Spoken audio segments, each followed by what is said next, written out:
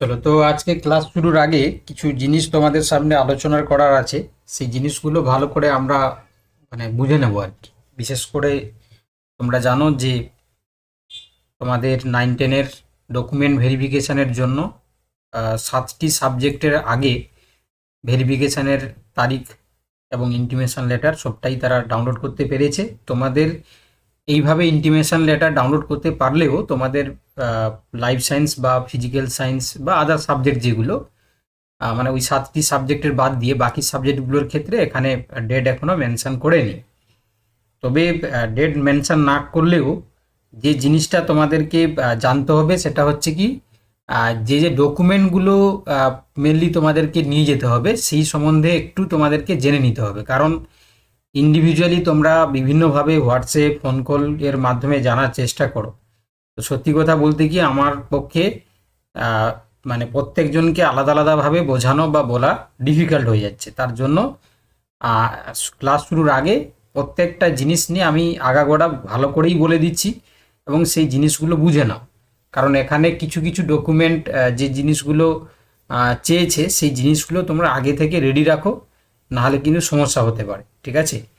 কারণ বিশেষ করে ইডাব্লিউএস ক্যাটাগরির ক্ষেত্রে বা যারা ওবিসি রয়েছে, তাই না, কিছু জনের আবার তোমরা জানো বিএড সার্টিফিকেটের ক্ষেত্রে কিছু কিছু জায়গায় অনেকেরই অনেক প্রশ্ন থাকছে, কোয়ারি থাকছে। তো সেইগুলো একটু আমি আমার মনে হয় ডিটেলসে আলোচনা করে দিচ্ছি এবং সেটা তোমরা ভালো করে বুঝে নাও, যাতে আমাকে পার্সোনালি আবার কাউকে না বলতে হয় বা কাউকে হচ্ছে কি জিজ্ঞাসা না করতে হয়। ঠিক আছে? কারণ সবসময় টাইমের অ্যাভেলেবিলিটি থাকছে না যে আমি প্রত্যেকের অ্যান্সারগুলোকে আলাদা আলাদাভাবে দিতে পারবো। তো দেখো, তোমরা প্রথম কথা হচ্ছে কি, তোমাদের যেটা শিডিউল দেওয়া ছিল সেই শিডিউল অনুযায়ী আমরা দেখতে পাচ্ছি যে 23 তারিখ থেকে সম্ভবত ইতিহাস ভূগোলের ভেরিফিকেশান শুরু হচ্ছে। এবং তোমরা জানো লাস্ট যেটা হচ্ছে ভেরিফিকেশানের তারিখ দেওয়া আছে ম্যাথামেটিক্সের। তো তাদের হচ্ছে কি তোমার সম্ভবত হচ্ছে কি তোমার মার্চের হচ্ছে কি কিছুটা এপ্রিল মাসে কিছুটা দিন চলে যাচ্ছে। তো আমাদের লাইফ সায়েন্সের ক্ষেত্রে যদি আমরা দেখি, ঠিক আছে, বা ফিজিক্যাল সায়েন্সের ক্ষেত্রে যদি দেখি, তাহলে সেটা সম্ভবত হচ্ছে কি যে যতটুকু বুঝতে পারছি, যেহেতু 23 তারিখ, মার্চের 23 তারিখ ভোট এপ্রিলের, তো সেক্ষেত্রে হচ্ছে কি এপ্রিল মাসের মনে হয় 23 তারিখের পরের দিকে হলেও হতে পারে। ঠিক আছে? 23 আর 29 তারিখ যেহেতু আছে, হয়তো 29 তারিখের পরে হতে পারে, মানে মে মাস কাছাকাছি হয়তো সময় লাগতে পারে। কেননা তার মাঝখানে হওয়ার সম্ভাবনা খুবই কম। কেননা জানো তোমরা 16 তারিখ না মনে হয়, 16 না 18 তারিখ মনে হয়, 16 তারিখ সম্ভবত, এপ্রিলের 16 তারিখ পর্যন্ত ডেট দেওয়া অলরেডি ভেরিফিকেশানের হয়েছে। তো এটা ডেটটা নিয়ে হচ্ছে কি বেশি না ঘাঁটাই ভালো, কারণ সেটা যবে হোক না কেন যেতে হবে। কিন্তু যেটা আগে লাগবে সেটা হচ্ছে ডকুমেন্টস। তো ডকুমেন্টসগুলোকে ভালো করে এখন গুছিয়ে নাও। ঠিক আছে? পরপর করে সাজিয়ে গুছিয়ে নাও। কি কি লাগবে দেখো, এখানে মেনলি তোমরা দেখতে পাচ্ছ যে তোমরা যখন ডকুমেন্ট নিয়ে যাবে দুটো সেট নিয়ে যাবে। একটা অরিজিনাল কপি, মানে যা যা ডকুমেন্ট এখানে বলা হবে তার অরিজিনাল কপি নিয়ে যেতে হবে, এবং তার পাশাপাশি তোমরা দেখতে পাচ্ছ যে সেলফ অ্যাটেস্টেড যে ফটোকপি, মানে যে অরিজিনাল কপিগুলো তোমরা নিয়ে যাবে তারই হচ্ছে কি সেলফ অ্যাটেস্টেড হচ্ছে কি তোমার জেরক্স কপিও নিয়ে যেতে হবে। ঠিক আছে? আচ্ছা, কি কি নিয়ে যেতে হবে? 1 নম্বরে যেটা বলেছে দেখো, যে যেটা তোমরা অ্যাপ্লিকেশান ফর্ম মানে যখন তোমরা এসএসসি ফর্ম ফিল আপ করেছিলে, ঠিক আছে, ফর্ম ফিল আপের সময় দেখবে একটা ফর্ম ফিল আপ করার পরে দেখবে একটা প্রিন্ট আউট বার করা যেত, বা এখনও করা যাবে। এখন যদি তোমরা লগ ইন করো তাহলে এখনও তোমরা অ্যাপ্লিকেশান ফর্মটা ওয়েবসাইটে পেয়ে যাবে। ঠিক আছে? আচ্ছা, তার পাশাপাশি এই যে ইন্টিমেশন লেটার যখন ডেট ওয়াইজ তোমার চলে আসবে, তোমার তখন ইন্টিমেশন লেটার, তাহলে দুটো জিনিস বুঝতে পারলে। তাহলে অ্যাপ্লিকেশান ফর্ম আর ইন্টিমেশন লেটার, এটা 2 নম্বর। ঠিক আছে? তাহলে 1 নম্বর হচ্ছে অ্যাপ্লিকেশান ফর্ম, 2 নম্বর হচ্ছে ইন্টিমেশন লেটার। 3 নম্বরে কি দেখতে পাচ্ছ? 3 নম্বরের নেম এবং ফটো আইডেন্টিফিকেশনের জন্য 3 নম্বর যে কপিটা লাগবে সেটা হচ্ছে voter ID card slash Aadhaar card slash PAN card slash হচ্ছে পাসপোর্ট। তো যে কোনো একটা আর কি। তুমি যদি কেউ বলে যে আমি স্যার আধার কার্ড নিয়ে যাবো, নিতে পারো। কেউ যদি প্যান কার্ড, মানে যে কোনো এদের মধ্যে যে কোনো একটা, তাই না? এই যে any one from the above. তাহলে এটা 3 নম্বর হয়ে গেল। 3 নম্বরে তাহলে তুমি হয় আধার কার্ড, নয়তো ভোটার কার্ড, নয়তো প্যান কার্ড, নয়তো পাসপোর্ট। 4 নম্বরে দেখতে পাচ্ছ যে মাধ্যমিকের মানে ডেট অফ বার্থের প্রুফ করার জন্য হয় মাধ্যমিকের তোমার অ্যাডমিট কার্ড নিয়ে যেতে হবে, নতুবা হচ্ছে কি তোমার বার্থ সার্টিফিকেট আর কি। তো বার্থ সার্টিফিকেট নিয়ে যাওয়াটা উচিত নয়, তোমরা মাধ্যমিকের অ্যাডমিট কার্ডটাই নিয়ে যাবে, ঠিক আছে। 4 নম্বর হয়ে গেল। এবারে দেখো কাস্টের সার্টিফিকেটের ক্ষেত্রে মূলত যারা, দেখো এখানে ইডাব্লিউএস ক্লাস বা কাস্ট ক্যাটাগরি, তো এটা 5 নম্বরে। এখানে মূলত ভালো করে তোমরা দেখে নাও যে ইডাব্লিউএস এর ক্ষেত্রে আগে যেটা ছিল যে একটা সার্টিফিকেট নিলে হতো, এবারে দুটো ফিনান্সিয়াল ইয়ারের হচ্ছে কি সার্টিফিকেট চাইছে আর কি, ঠিক আছে। এবার কেউ বলবে স্যার আমার কাছে তো 25-26-এর আছে, কেউ বলবে স্যার আমার কাছে 24-25-এর আছে। তো দেখো এখানে যেহেতু বলেছে সেই অনুযায়ী তোমাকে কিন্তু দুটো রাখতে হবে। এবারে কারোর যদি একটা থাকে আর একটা যদি তোমরা বার করতে পারো তাহলে করে নাও, আদারওয়াইজ একটা নিয়ে যাবে যদি তারা অ্যালাউ করে, ভালো, তাই না। কিন্তু অ্যাকর্ডিং টু যদি আমরা এখানে ডকুমেন্ট দেখি তাহলে কিন্তু দুটো ফিনান্সিয়াল ইয়ারের কথা বলার আছে। এখানে আর একটা সমস্যা হচ্ছে কি, বিশেষ করে যারা ওবিসি, দেখো ওবিসি কাস্ট চেঞ্জ নিয়ে অনেকটাই জটিলতা তৈরি হয়েছিল, তোমরা জানো। কিছু ক্ষেত্রে ওবিসি এ যারা বি হয়েছে, আবার বি যারা এ হয়েছে, আবার কিছু নতুন মানে ওবিসির মধ্যে ইনক্লুড হয়েছে, আবার কিছু ওবিসি বাদ গেছে। তো দেখো এই ওবিসির প্রসঙ্গে আশা করি কিছুটা ছাড় দেবে, কারণ যেটা নিউ যারা করেছে তারা 21/7 হ্যাঁ 21/7/2025 পরে হয়তো হয়েছে, ইস্যু হয়েছে, বা যারা এ থেকে বিতে ট্রান্সফার হয়েছে বা বি থেকে এতে হয়েছে তারা হয়তো এই রিসেন্টলি পেয়েছে 21/7 পরে।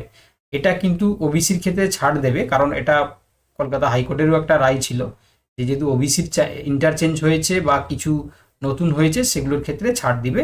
এখানে হয়তো মেনশন নেই, কিন্তু এই জিনিসটা হয়তো এত বেশি ভাবার দরকার নেই। আর একটা জিনিস অনেকেই আমাকে বলছে যে স্যার আমার এসি বা এসটি সার্টিফিকেট যেটা পুরনো হাতে লেখা সার্টিফিকেট, ওটা কি স্যার চলবে নাকি নতুন কিছু করতে হবে? তো তাদেরও বলছি এসি এসটির ক্ষেত্রে কোনো সমস্যা নেই, তোমাদের পুরনো সার্টিফিকেট থাকলেও হবে। আর যেটা হচ্ছে কি তোমার কেউ যদি রিসেন্ট বার করতে পারো তাহলে করে নাও, ডিজিটাল সার্টিফিকেটটা থাকলে সেটা বেশি অথেন্টিক আর কি, ঠিক আছে। না থাকলে কোনো অসুবিধা নেই, তোমরা বার করে নাও, কারণ ওটা থাকলে হচ্ছে কি আরও বেশি ভ্যালিডেট হবে আর কি। তাহলে চলে গেল কাস্টের ব্যাপারে। কাস্টের নিয়ে আর কারো কোনো সমস্যা কিছু নেই, আমি এসসি এসটি ওবিসি বা ইডাব্লিউএস এর কথা বললাম।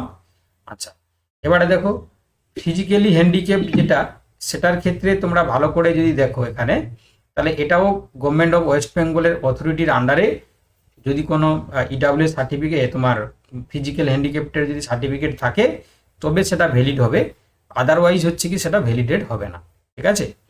আচ্ছা, এবারে গ্র্যাজুয়েশন স্কোর আর হচ্ছে পোস্ট গ্র্যাজুয়েশন স্কোর, এই দুটো জিনিস নিয়ে তোমরা আমাকে হচ্ছে কি অনেকজন জিজ্ঞাসা করেছো স্যার কীভাবে বার করব। তো দেখো এটা ঝামেলার কিছু নেই।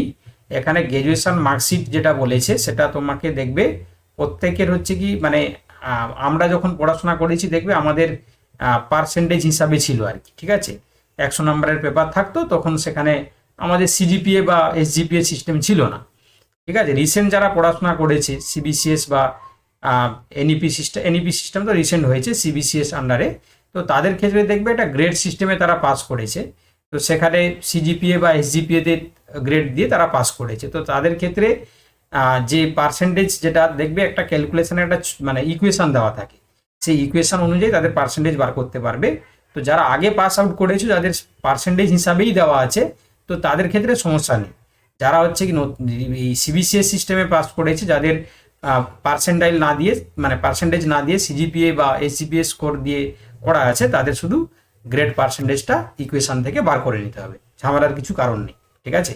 ঠিক একইভাবে পোস্ট গ্রাজুয়েশনের ক্ষেত্রেও সে একই, ঠিক আছে। তো এটাও তোমরা একইভাবে যদি কারোর সিজিপিএ বা এসজিপিএ গ্রেড থাকে তাহলে সেভাবে সেও বার করে নিতে পারবে পার্সেন্টেজ। আচ্ছা, তাহলে এই দুটো কোনো সমস্যা কারোর থাকার কথা নয়, ঠিক আছে। এবারে এটা প্রবলেম থাকছে হচ্ছে কি টিচার্স ট্রেনিং ক্রেডেনশিয়ালের ক্ষেত্রে। কেন না, এটা অনেকের ক্ষেত্রে কারোর হয়তো রিসেন্ট বিএড কমপ্লিট হয়েছে কিন্তু তার সার্টিফিকেট ইস্যু হয়নি, বা প্রভিশনাল সার্টিফিকেট আছে, বা প্রভিশনাল সার্টিফিকেট হয়তো 6 মাসের বেশি হয়ে গেছে। এই জিনিসগুলো নিয়ে অনেকেরই বিভিন্ন রকম কোয়ারি থাকে, বা অনেকেরই এই জায়গায় কিন্তু বাদ হতে হলেও হয়ে যায়। কেননা দেখো এখানে বলেছে যে teachers training marksheet and a proof to the effective that the institute is recognised by the competent authority, তো সেটা হচ্ছে এনসিটিই বা আরসিআই। তো দেখো তোমার কাছে দুটো জিনিস থাকতে হবে, একটা হচ্ছে কি তোমার বিএডের মার্কশিট এবং বিএডের সার্টিফিকেট, যদি না থাকে তাহলে প্রভিশনাল সার্টিফিকেট থাকবে। আর একটা জিনিস হচ্ছে কি তুমি যে কলেজ থেকে বিএড পাস করেছো সেই কলেজে হচ্ছে যাতে এনসিটি অ্যাপ্রুভাল থাকে তার একটা কপি তোমরা রাখবে। যদি কেউ এনসিটি সার্টিফিকেট যদি বার করে নিয়ে থাকে তাহলে আর তার ক্ষেত্রে কোনো সমস্যা থাকবে না, কারণ তোমরা জানো এনসিটি একটা হচ্ছে সার্টিফিকেট ইস্যু করে ওই ক্যান্ডিডেটের নামে যে সে কোন কলেজ থেকে কত সালে পাস আউট করেছে এবং সে তখন তার এনসিটি পারমিট ছিল কিনা, তো ওতে তার কিছু লাগছে না। যার এনসিটি সার্টিফিকেট নেই দেখবে প্রত্যেকটা বিএড কলেজ থেকে একটা সার্টিফিকেট মানে একটা দেখবে দেয় তোমার হচ্ছে কি একটা হচ্ছে কি তোমার কিছু প্রিন্ট আউট দেয়, সেখানে দেখবে এনসিটি পারমিশন করানো থাকে কলেজটাকে এবং সেটা হচ্ছে কি সেই ফিনান্সিয়াল ইয়ারটা মেনশন থাকে এবং সেখানে কলেজের অনেক সময় স্ট্যাম্পও দিয়ে দেয়, ঠিক আছে। তো সেটা থাকতে পারে। আর আদারওয়াইজ হচ্ছে কি যদি তোমার মানে গভর্নমেন্ট বা হচ্ছে কি আমাদের ওই ওয়েস্ট বেঙ্গল আন্ডারে যদি কোনো কলেজ হয়ে থাকে তাহলে মার্কশিট এবং হচ্ছে কি তার সার্টিফিকেট থাকলেই হয়, শুধু একটা এনসিটি অ্যাপ্রুভাল কপিটা রাখলেই সমস্যা হওয়ার কারোর কথা নয়। যারা বাইরে থেকে করেছো তাদের ক্ষেত্রে একটু সমস্যা হয়, তো যদি তোমরা এনসিটি সার্টিফিকেট বার করে নিয়ে থাকো তাহলে আর কোনো সমস্যা হওয়ার কারণ নেই। আচ্ছা, এবার হচ্ছে কি প্রায়র টিচিং এক্সপিরিয়েন্স, এটা সবার জন্য নয়, যারা মানে টিচার আর কি, যারা এক্সপিরিয়েন্স টিচার, যারা এক্সপিরিয়েন্সের নাম্বার পেয়েছেন তাদের জন্য। তো এটা মেনলি হচ্ছে দেখো তোমরা জানো যখন যারা চাকরি পায় আলটিমেট ডিআই অফিসে তাদের জয়েনিং করাতে হয়, তো সেই ডিআই অফিস, তো সেই ডিআই অফিস হচ্ছে কি করে না তাদের একটা ইনিশিয়াল একটা জয়েনিং লেটার তারা ইস্যু করে, তো সেই ডেট অফ দ্য ইস্যু থেকেই তাদের টিচিং প্রায়োরিটিটা বা তাদের এক্সপিরিয়েন্সটাকে ধরা হয়। তো সেটাই হচ্ছে কি তোমার নিয়ে যেতে হবে এজ পার, যদি তারা যেহেতু যারা টিচিংয়ের এক্সপিরিয়েন্সের নাম্বার অ্যাড করতে চায়, তো সেই জন্য হচ্ছে কি তাদেরকে ডিওয়াই অফিসের যে joining letter, initial joining letter, সেটা হচ্ছে কি নিয়ে যাবে আর কি। এটা সবার জন্য নয়, যারা মেনলি হচ্ছে কি তোমার টিচিংয়ের জন্য নাম্বার তারা ক্লেম করেছে, ঠিক আছে। তো এই হচ্ছে কি ব্যাপার, এই ডকুমেন্টগুলোকে পরপর করে সাজাবে যা যা বললাম। তাহলে আগে কি হলো না তোমার হচ্ছে কি অ্যাপ্লিকেশন ফর্ম, ইন্টিমেশন লেটার, তারপর হচ্ছে কি তোমার ভোটার কার্ড বা আধার কার্ড বা প্যান কার্ড, মাধ্যমিকের অ্যাডমিট, কাস্টের সার্টিফিকেট, পিএইচ কারো থাকলে পিএইচের সার্টিফিকেট, গ্র্যাজুয়েশনের মার্কশিট, গ্র্যাজুয়েশনের হচ্ছে কি তোমার সার্টিফিকেট, তারপরে হচ্ছে কি তোমার পোস্ট গ্র্যাজুয়েশনের মার্কশিট, পোস্ট গ্র্যাজুয়েশনের সার্টিফিকেট, সেই সাথে হচ্ছে কি তোমার বিএডের মার্কশিট, বিএডের সার্টিফিকেট, বিএডের হচ্ছে এনসিটি অ্যাপ্রুভাল কপি বা এনসিটি সার্টিফিকেট থাকলে নিয়ে যাবে। আর যারা হচ্ছে কি তোমার টিচার আছে তাদের জন্য হচ্ছে কি ডিআই যে ইনিশিয়াল জয়েনিং লেটার সেটা নিয়ে যেতে হবে, ঠিক আছে। তো এটা মেনলি হচ্ছে কি আরও কিছু এখানে নোটিশ আকারে মানে নোট আকারে বলা আছে, এটাও তোমরা ভয় পাওয়ার কিছু কারণ নেই, কারণ এখানে প্রত্যেকটা ডকুমেন্টগুলোকে বলেছে যাতে 21/7 আগে 21/7 বা 21/7 আগে হচ্ছে কি তোমার মানে ইস্যু হতে হয়। বিশেষ করে হচ্ছে দেখো ইডাব্লিউএস, তাই না, এটাকে মেনশন করে বলে দিয়েছে যে ইডাব্লিউএস যাতে 21/7 বা 21/7 আগে যাতে হতে হয়, ঠিক আছে। তো এবং হচ্ছে কি তোমরা বাকি জিনিসগুলো কিভাবে ইন্টিমেশন লেটার ডাউনলোড করতে পারবে সেটা তো তোমরা সবাই জানো, সেটাও এখানে বলা রয়েছে। এবং প্রত্যেকটা অরিজিনাল কপি এর পাশাপাশি যেটা তোমরা জেরক্স কপি নিয়ে যাবে সেগুলো সেলফ অ্যাটেস্টেড করা নিয়ে যেতে হবে, সেই সেলফ অ্যাটেস্টেড কপিগুলো তারা জমা নিয়ে নেবে, ঠিক আছে। এই জিনিসগুলো বলেছে, আর তেমন কিছু এখানে বলা নেই। কিছু মানে মানে কি বলবো যে যেতে হবে বা জিনিসটা হচ্ছে কি তোমার ঠিকঠাক করে দিতে হবে, মিসম্যাচ থাকলে বাদ হয়ে যাবে, এই জিনিসগুলো এখানে বলে দিয়েছে আর কি, ঠিক আছে। তো আশা করি ডকুমেন্টের ব্যাপারে তোমরা সবাই ওয়াকিবহাল বা তোমরা হচ্ছে কি সবাই জেনে গেলে যে কি কি ডকুমেন্ট লাগবে। আর তোমাদের ইন্টিমেশন লেটারটা হচ্ছে কি এজ পার সাবজেক্ট যে যার মতন করে হচ্ছে কি তোমরা ডাউনলোড করতে পারবে এবং সেটা অবভিয়াসলি আগে ওয়েবসাইটে তোমাদের সাবজেক্ট ওয়াইজ রিফ্লেক্ট হয়ে যাবে নোটিশ আকারে, যে এবার থেকে এই সাবজেক্টগুলো তারা ইন্টিমেশন লেটার ডাউনলোড করতে পারবে। এখন যখন দেখাচ্ছে যে 7টা সাবজেক্টের বিশেষ করে ইতিহাস, ভূগোল, তারপর হচ্ছে কি তোমার বেঙ্গলি, তোমার হচ্ছে কি নেপালি, বেঙ্গলি সম্ভবত নয়, ইতিহাস, ভূগোল, ম্যাথামেটিক্স, নেপালি, আর কিছু 2টো সাবজেক্ট রয়েছে, 3টে সাবজেক্ট রয়েছে, তো সেই সাবজেক্টগুলো তারা করে নিতে পারবে আর কি ইন্টিমেশন লেটার। বাকি তোমাদের আস্তে আস্তে করে নোটিশ আকারে এলে তোমরা ডাউনলোড করতে পারবে। এই ছিল হচ্ছে কি মোটামুটিভাবে ডকুমেন্টসের ব্যাপারটা এবং তোমাদের ভেরিফিকেশনের ব্যাপারটা। আশা করি সবাই বুঝতে পেরেছো। এবারে যদি কারোর এর পরেও যদি কারোর কিছু কোয়ারি থাকে বা জানার থাকে তাহলে তোমরা বলতে পারো, জিজ্ঞাসা করতে পারো, ঠিক আছে।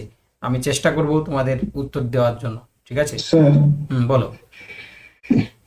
বলছিলাম যে এই যে ওবিসির কেসটা আপনি বললেন, এই যে যারা ছিল বা বি ছিল, যারা চেঞ্জ হয়েছে, তাদের তাদের ক্ষেত্রেও কি মানে এই যে 21/7 এই ঘটনাটা লাগু হবে? আমি তো বলে দিলাম যে ওবিসির ক্ষেত্রে হচ্ছে কি ওই ডেটটা হচ্ছে কি ম্যান্ডেটারি নয়, যে হচ্ছে কি তোমার যারা নতুন হয়েছে বা যাদের চেঞ্জ হয়েছে, কারণ ওবিসি যেহেতু হচ্ছে কি তোমার সুপ্রিম কোর্টের আন্ডারে একটা অনেক দিন ধরে আটকে ছিল, তো এই জন্য ওবিসির জন্য হচ্ছে কি ওই ছাড়টা থাকবে, ওদের কোনো সমস্যা হবে না। তবে বর্তমানে যাতে ভ্যালিড ওবিসি সার্টিফিকেট থাকতে হবে, ঠিক আছে?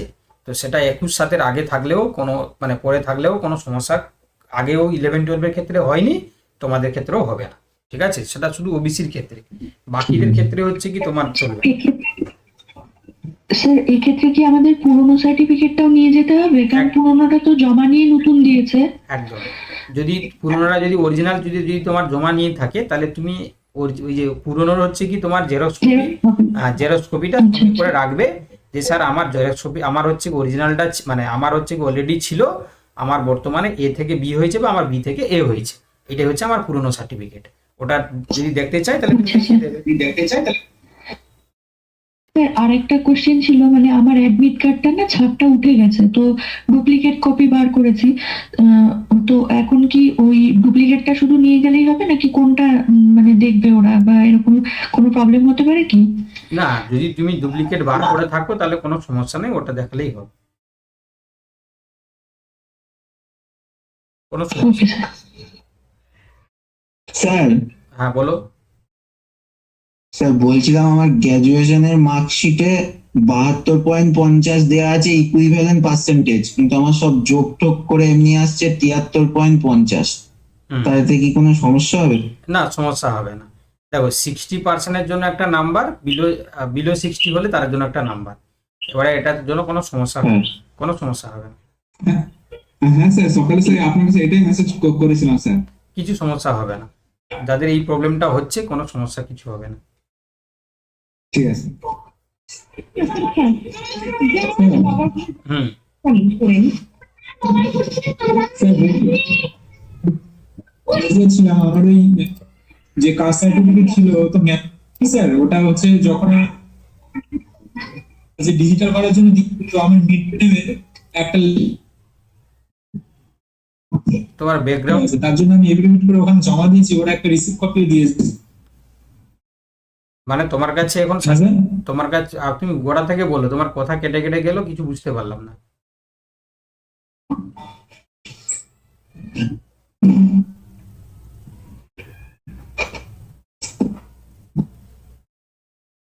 যাই হোক, আর কি কোশ্চেন আছে বলো। স্যার বলছি যে এইচসিটি অ্যাপ্রুভালটা যেটা আমাদের ওই 11-12 মানে এনেছিলাম ওই পিএড কলেজ থেকে, ওইটাই এখন হবে তো 19 এর ক্ষেত্রে? হ্যাঁ ওটাই হবে, ওটাই হবে। 9-10 যেটা 11-12 ক্ষেত্রে হয়েছে ওটা 9-10 ক্ষেত্রে হবে। Okay sir, okay sir. Sir hello, হুম, বলো। আমি বলছি স্যার, এই আমাদের এই প্রিপারেশন যে আছে ওটা কি টাকা দিয়ে সাবস্ক্রিপশন নিতে হচ্ছে? মানে আজকে আমি ঢোকার সময় দেখলাম মানে 1 টাকা চাইছে সাবস্ক্রিপশন নেওয়ার জন্য, কোনটা? মানে আগে যেটা হতো না, মানে ওরকম। না না, ওটা মানে এই তোমার হচ্ছে প্রিপারেশন ওটা তোমার স্টোরেজ ফুল হওয়ার জন্য দেখাচ্ছে হয়তো, ওটা কোনো টাকা পয়সা কিছু দেবে না, ওটা কিছু টাকা পয়সাটা চাইবে না। না, না বুঝতেই পারছিলাম না, ওই জন্যই আপনাকে ফোন করেছিলাম। মানে আমি কিছুতেই ঢুকতে পারলাম না, 1 টাকা দিয়ে সাবস্ক্রিপশন নিতে তবে গিয়ে আমাকে ঢুকতে দিল। কি সমস্যা হবে না, এতদিন এরকম সমস্যা ছিল না। আচ্ছা আমি স্টোরেজ খুলবো না। ওরা হচ্ছিল স্যার, আমারও আমিও পুরো আবার ডিলিট করে দিয়ে পুনরায় আবার ডাউনলোড করে আবার লগ ইন করেছি, দেখি আবার অটোমেটিক ঠিক হয়ে যায়। হ্যাঁ, যাদের প্রবলেম হচ্ছে তোমরা লগ আউট করে লগ ইন করে নেবে, আর তার সমস্যা হবে না। স্যার আমার ব্যাপারটা আরেকবার বলছি, ওই নেটওয়ার্কের একটু ইস্যু ছিল, বলছি আমার ম্যানুয়াল সার্টিফিকেট স্যার আছে, ওটাকে আমি ডিজিটাল যখন করতে দিয়েছি পোর্টালে দেখছি আমার মিডিল নেমের একটা অক্ষর নেই, তো তার জন্য আমি এসডি অফিসে এভিডেভিট করে জমা দিয়েছি, ওটা একটা রিসিপ্ট কপি আমাকে দরখাস্ত করে দিয়েছে, তো ওটা তার এর মধ্যে আমার বললো 27 তারিখের মধ্যে আমার হয়ে যাবে, তো অসুবিধা হবে স্যার যদি? না, তোমার কোনো 27 কারণে তারিখের দেরি পরে, হয়? তোমার 27 তারিখের পরে লাগবে, ঠিক আছে? তার আগে তোমার ভেরিফিকেশনের ডাক পাবে না, ঠিক আছে? তো তো হচ্ছে কি তুমি পেয়ে গেলে কোনো সমস্যা হবে না। আরেকটা কথা স্যার, আমার বিএড তো কুরুক্ষেত্র ইউনিভার্সিটি থেকে করা, ওখান থেকে স্যার আমি এনসিটি কলেজের অ্যাপ্রুভাল কপি ওখান থেকে বলেছি, একটা ওখান থেকে তুলে দিয়েছে, মানে দিয়েছে ও কলেজের স্টাফ মেরে, তো তো ওটাই তো নিয়ে হ্যাঁ, যাবো। ওটাই নিয়ে যাবে, ওটাই নিয়ে যাবে, ওটা নিয়ে আচ্ছা, গেলাম। ঠিক আছে। চলো, তাহলে আশা করি ডকুমেন্ট ব্যাপারে সবাই জেনে গেলে আর কোনো সমস্যা থাকবে না। স্যার হুম। বলছি এনসিআরটি যে সার্টিফিকেটটা বলছেন ওটা আমি মার্চে 2025-এ তুলেছিলাম, তাহলে আবার কি নতুন করে কলেজে গিয়ে 3 পাতার একটা জেরক্স স্ট্যাম্প মেরে দেয়, ওটাকে আবার তুলতে হবে? আরে এনসিআরটি সার্টিফিকেট একবারই হচ্ছে আনলেই হবে, তোমাকে বারবার কেন আনতে যেতে হবে? ও একবারই আচ্ছা আচ্ছা আচ্ছা, 1 বছর হয়ে গেছে তো ওই জন্য আমি জিজ্ঞেস করে নিলাম। না, কোনো অসুবিধা নেই। Okay sir. তোমার যে সালে বিএড হয়েছে সেই সালে এনসিআরটি সার্টিফিকেট, তোমার যে পারমিশন কপি যেটা দিয়েছে সেটাই হবে, তোমাকে প্রতি বছর আবার আনতে যেতে হবে না, ঠিক আছে? এটা সবার জন্যই বলছি। আচ্ছা ঠিক আছে। স্যার হুম। বলছি যে স্কোরটাকে লিখে নিয়ে যেতে বলছে, এটা কি আলাদা করে পেপারে লিখে নিতে বলেছে স্কোরটা বের হ্যাঁ, করে? এটা হ্যাঁ, একটা কাগজে হচ্ছে কি লিখে রাখবে, তারা জিজ্ঞাসা করলে জাস্ট বলে দেবে আর কি, ঠিক আছে?